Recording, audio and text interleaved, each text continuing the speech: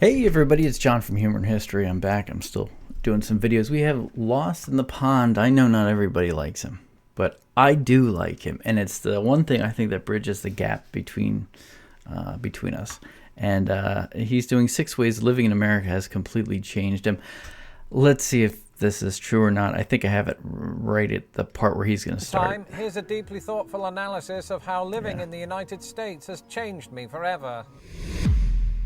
During the 26 years that I lived in Britain, I could probably count the number of vegetables that I ate on one hand. Basically, I Really? didn't trust food which was green and orange, which for the last time should not be misconstrued as a criticism of Oompa Loompas. Now, a dislike of vegetables is not something associated with British people in general. I was just one of those weird kids who in 1986 ate nettles. I couldn't look at greens the same way.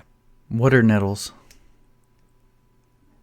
I'm guessing it's some kind of a candy. After that. Until that is, I moved to the United States. And at this point, you're probably thinking, Lawrence, if you couldn't eat healthily in a country known for looking really green, what chance do you have in America where you can top up on pop for free? And for the first 7 years, I didn't really have an answer. Suddenly, I was eating more fast food and Dr. Pepper than ever before. By the way, the United States of America is starting to become. They're starting to sort of what would you call it? Like ramp down or clamp down. That would be the word on refills and things like that. I doubt it's going to really happen and make much of a change, but they're trying.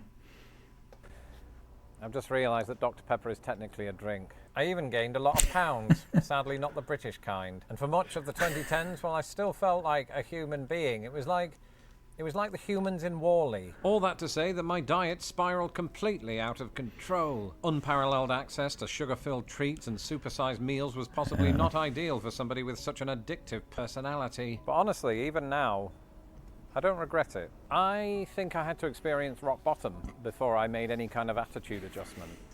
A bit like John Cena at WrestleMania 29. These days, I don't drink alcohol, I abstain from added sugar, and I've long since stopped eating nettles. In other words, I remember hearing a lot of people saying, like, you don't smoke, you must be an American, or something like that. Now, I know, both of us sort of, when you talk about Europe and you talk about the United States, absolutely, we both influence the other back and forth. But, yeah, not a lot of people smoke here anymore.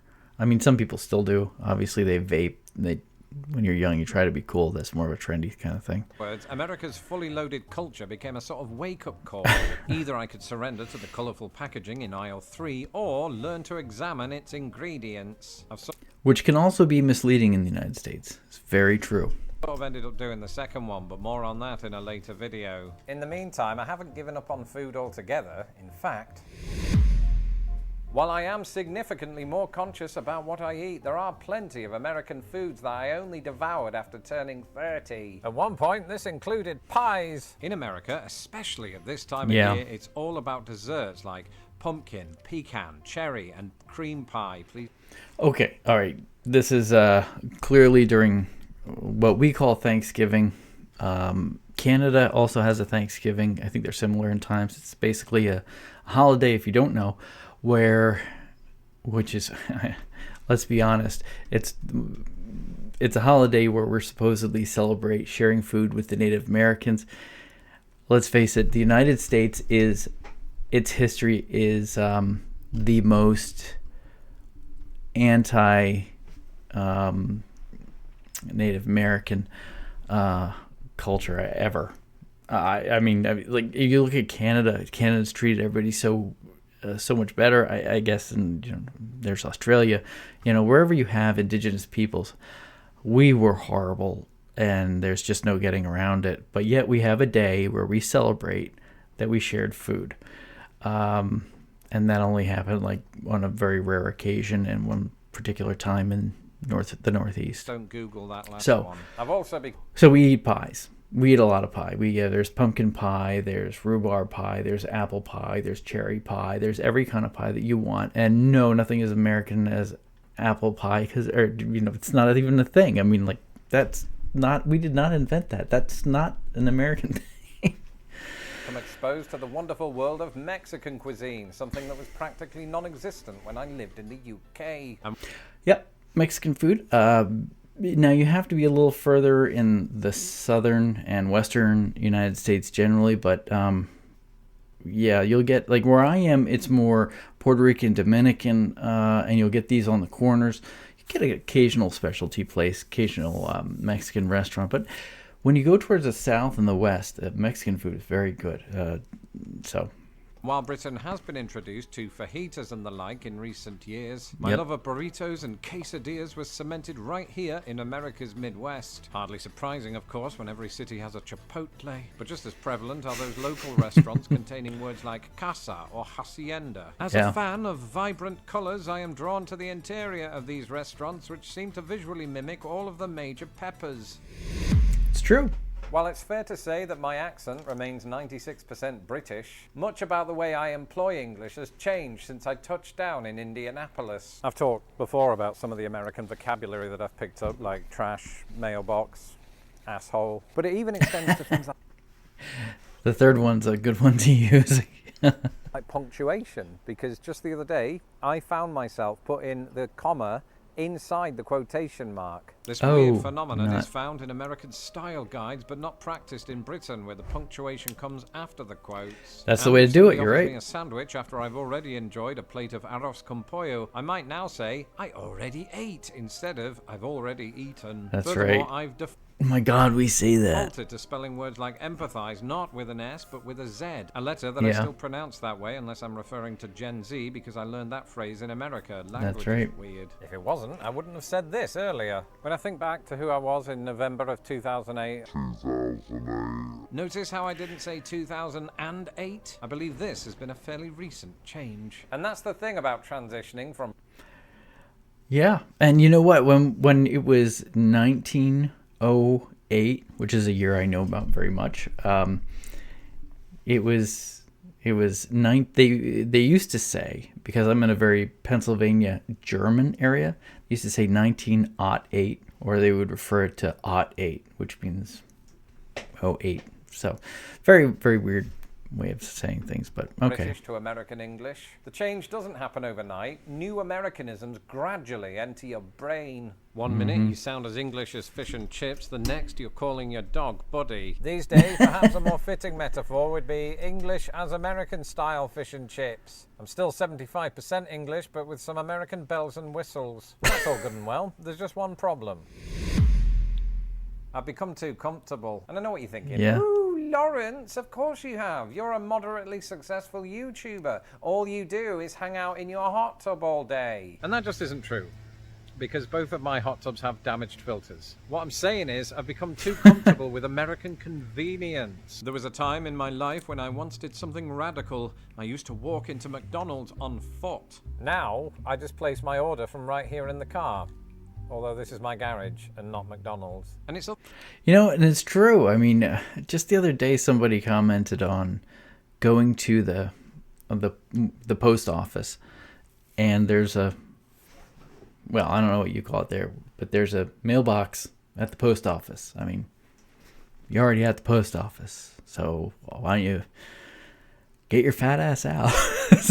You know? other stuff too. I've spoken a lot in the last 8 years about air conditioning. At first, the white noise had the unlikely effect of keeping me awake at night. But now, in those scorching Midwestern summers, I can't really live without it. And so, whenever I Really? stay in a British hotel that doesn't have air conditioning, I can't help it. I become entitled. I even No, that's not the case. Okay, he's actually wrong on this one. I know because I do a lot of camping. I do a lot of bushcraft, outdoor stuff, or I used to, not as much as before. But when you get a really hot summer, by the time you're out there for the second or third day, your body acclimatizes, or I guess that wouldn't be the word. It acclimates, yeah, to the climate, and that's the bottom line. You know, you just, if you're in air conditioning all the time, your body gets used to it. You're going to want to keep using it.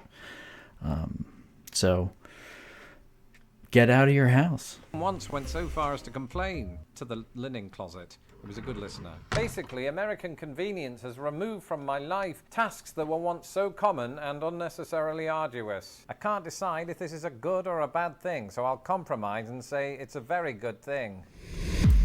Now, this might sound obvious, but it turns out that moving to another country causes you to learn some stuff about that country.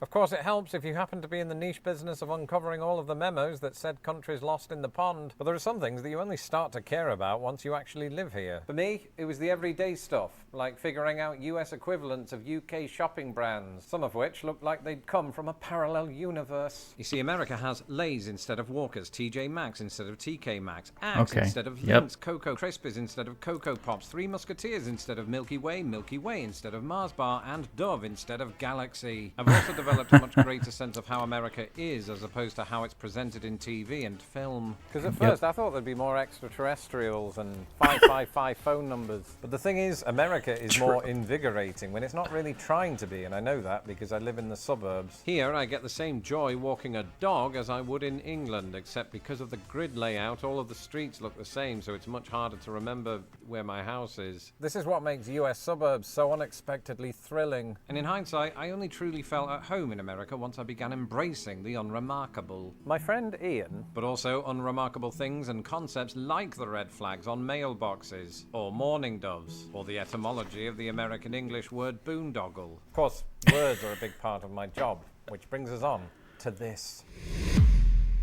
Back when I still lived in the UK, my professional ambitions were not quite what they are today. Partly because the gold play button didn't exist yet, but also because I didn't have the first clue what I wanted to be. Okay, that's not true. I wanted to be an actor, but in the theatre, we're so committed to Shakespeare that some actors get paid in 16th century wages. I was one of them. So I decided I wasn't going to take it anymore. Instead, I pursued the obviously lucrative career of YouTuber. And I'll be honest with you, in growing my audience, I have been inspired by the American ethos. If you put your mind to it, you can accomplish anything.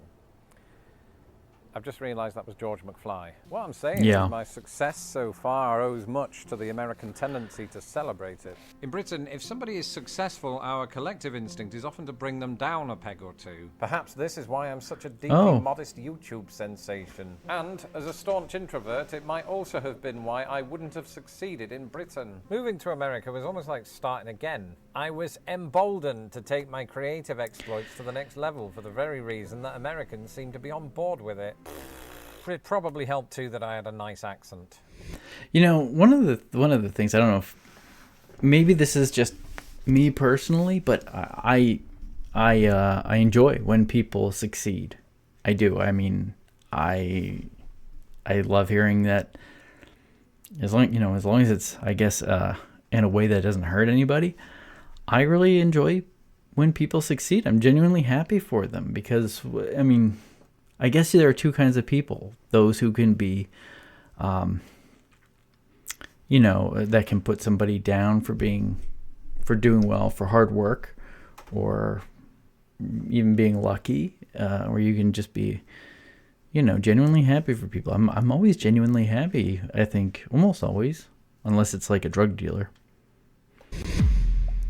It could be argued that all of this is just another way of saying that I've become more American. Indeed, almost a year ago, I did precisely that when I finally became a citizen of the United States. While I might no longer be fresh off the boat, I like to think that I've retained a 5-year-old's curiosity, as evidenced by videos such as 6 British things that are actually American. Continue your bin. Okay, he's going to get into that.